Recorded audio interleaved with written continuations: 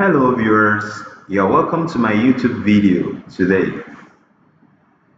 I have a question that I'm going to read out in a short while, and this question is going to help us in the understanding of how to construct a cumulative frequency table and how to plot a cumulative frequency curve. Now I'll read out the question.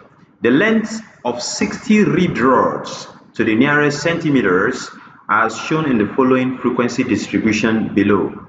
Construct A cumulative frequency table, B a cumulative frequency curve, and then the question provided a table having 2 columns and 6 rows. The first row contains the title of each of the columns, the length for the first column, and then the frequency for the second column. And then the subsequent rows, we have values of the rigged rod ranging from 30 to 39.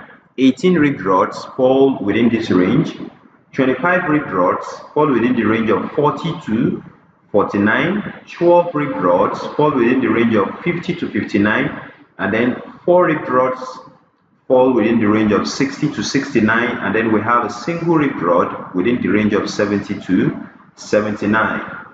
To solve this problem, that's the A part of the problem, the cumulative frequency table, I will pull out my table synonymous to the table given in the question, but the first column will be length just like what was given in the question in centimeters. Now to fill up the rows after the length, we have 6 rows. To fill it up, I will assume the existence of a class interval before 30 to 39. That is, if we have another class before this, most likely it's going to be from 20 to 29, so that it will follow the same trend, 20 to 29. Then from the question we have 30 to 39, 40 to 49, 50 to 59, 60 to 69, 70 to 79, and if there exists another class here, it's going to be most likely 80 to 89. So if there exists a class before the first class interval, we have 20 to 29. The upper class limit will be 29, and then the lower class limit of the first class interval will be 30. So 30 plus 29 boils down to 59. So 59 divided by 2, remember how I got 59? I added 29, which is the upper class limit of the class I assume is existing before the first class interval. So 29 plus 30 equals 59. 59 divided by 2 boils down to 29.5. So I will have rigged rods not exceeding 29.5. So I just simply put not exceeding 29.5. Now to get the next value, to fill up the next row, what I need to do is to add the upper class limit of the first class plus the lower class limit of the second class. So 39 plus 40 equals 79, and 79 divided by 2 equals 39.5. So I have rigged rods not exceeding 39.5 will be in the next row. Then the next row, I'll add up 49, which is the upper class limit of the second class interval, plus 50, the lower class limit of the third class interval. So 49 plus 50 equals 99. 99 divided by 2 equals 49.5. So I'll fill up this with rigged rods not exceeding 49.5. Now to fill up the next space beneath this one, all I need to do is to add 59, which is the upper class limit of the third class interval, plus 60, the lower class limit of the fourth class interval. So 59 plus 60 equals 119. 119 divided by 2 equals 59.5. So I'll have rigged rods not exceeding 59.5 to fill up this space. The next space, which is the second to the last space, I'll add up the upper class limit of the fourth class plus the lower class limit of the fifth class. So 69 plus 70 equals 139, and 139 divided by 2 equals 69.5. So rigged rods not exceeding 69.5 will be here. Now to fill up the last, remember when we started, I assumed the existence of a class after this last class, and that value will be what? The class interval will be from 80 to 89. So 79 plus 80 equals 159. 159 divided by 2 will give me 79.5. Now all these values are equivalent to the midpoints of the two numbers that I added. For the first one, it was 29 plus 30. Their midpoint is 29.5. I added it, I divided by 2. Then 39 plus 40 divided by 2 gave me 39.5. 49 plus 50 divided by 2 gave me 49.5.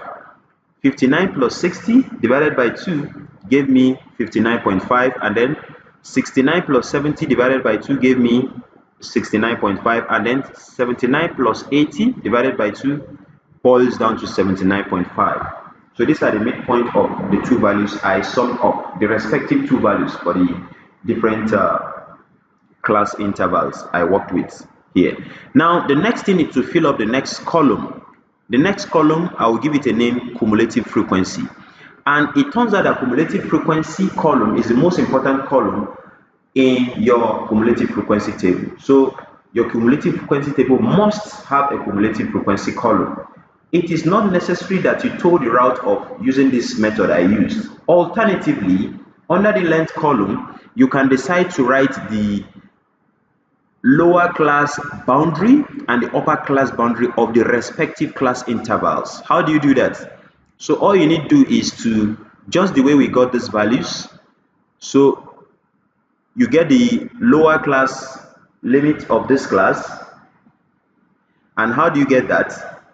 30 plus 29 gave 59. 59 divided by 2 equals 29.5. And then 39 plus 40 equals 79. If you divide it by 2, it will give you 39.5. So the first value here will be 29.5 to 39.5. The next value here will be 40.5, or rather 39.5 to 49.5. The next value here will be 49.5 to 49.5 to 59.5. The next value here will be 59.5 to 69.5, and then the next value here will be 60.5 to, rather, yes, 69.5 to 79.5, and then you truncate it there. So you can stop that way if you wish.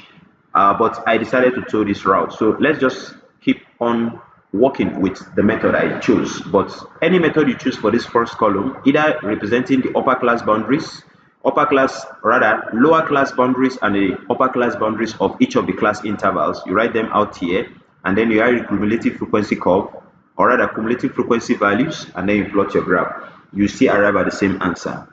But let's continue with the method we're trying to solve over here.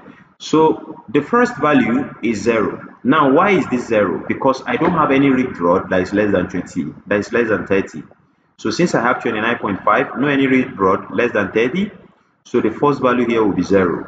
And then the next value, I'll start with what I have over here. So 18 plus 0 equals 18. So the ripped rods from 30 to 39.5, there are 18 ripped rods. Remember, we are adding the values, cumulative value. So to fill up the next row, that is ripped rods from 30 to 49.5, I'll add 18 to 25, and that boils down to 43. So 43 ripped rods have the length of ripped rods from 30 to 49.5 are 43. Then to further get the value equivalent to 59.5 from 30, so all I need to do is to add 43 to 12. So 12 plus 43 equals 55. So the ripped rods from 30 to 59.5 are 55 in number. Then to get the next value, I'll add 55 to 4. So 55 plus 4 is 59.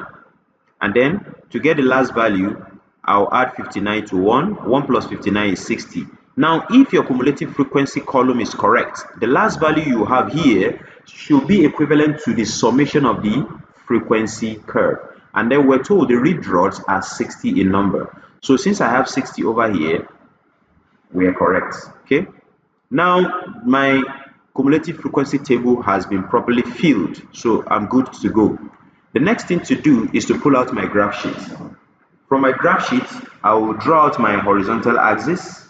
Remember, we're solving the B part of this question. The horizontal axis, I'll calibrate it appropriately. So I intend to use values. I want to use 2 centimeters to represent 10 units, but my first value will be 29.5. So I'll calibrate it appropriately. Now the question is this: why is this initial part not a straight line? Why is it a zigzag line? As you can see, the reason is because I have values before 29.5 that are not needful in this question, because the ribbed rod I have in question is from 30 to 79. I don't have any ribbed rod that is less than 30. Because I don't have that, it will not make much sense to represent the values here, since I'm not going to use them. Because if I'm going to represent values, I'll have like 2 more values here. For instance, since I'm using 2 centimeters to 10 units, how did I get that? Look at this value. 39.5 minus 29.5 is 10. 49.5 minus 39.5 is 10. 59.5 minus 49.5 is 10. 69.5 minus 59.5 is 10, and 79.5 minus 69.5 is 10. So 2 centimeters represent 10 units on the horizontal axis, and I'll give you the name length in centimeters. So if I'm to fill up this value not using this line, I'll have values like 29.5 minus 10, that will be 19.5. Then the other value I will likely have is 19.5 minus 10 is 9.5. But you agree with me, no ribbed rod falls within that range, so there's no point writing them on the or representing them on the horizontal axis. That was why I omitted them, and to show that there are values here that you did not involve, you have to represent it with this jagged line. Whoever that sees it will understand what they're trying to pass across. Now for the vertical axis, I have values ranging from 0 to 60. So I'll use 2 centimeters to 10 units. So I'll have it this way: 0, 10, 20, 30, 40, 50, and 60. Now looking at the vertical axis, I need to know the value of one division. There are 10 divisions here, as you can see: 1, 2, 3, 4, 5, 6, 7, 8, 9, and 10. 10 divided by 10 is 1, so one division is 1. That will help us in getting the values for 29.5 down till we have 79.5. So for 29.5, how many ribbed rods fall within this range? As I've mentioned earlier, no value. There's no any ribbed rod that is 29.5, so it will start from this point. Sorry, lest I forget, the vertical axis is the cumulative frequency axis. So over here, I'll put a red dot here. Now, to get the value equivalent to 39.5, it is what? 18 from the graph, from the cumulative frequency table. 18 ribbed rods have lengths ranging from 30 to 39.5. So 18, if this is 10, this will be 15, 16, 17, 18. So I'll put a red dot over here. Then ribbed rods cumulatively that are 49.5, from 30 to 49.5, we have 43 ribbed rods. So I'll move over here. This is 40, 41, 42, 43, and then I'll put a red dot there. Then for the next value, ribbed rods with length 59.5, that's from 30 to 59.5. How many are they? From the frequency table, we have 55. So this is 50. The next bold line will be the 55th point: 51, 52, 53, 54, 55. So I'll put a red dot over here. And then for 69.5, from 30 to 69.5, we have 59 ribbed rods. So if this is 55, 56, 57, 58, 59, I'll put a red dot here. And then for the last value, the total ribbed rods we have in question, they are 60 in number. So under 79.5, I will mark this 60.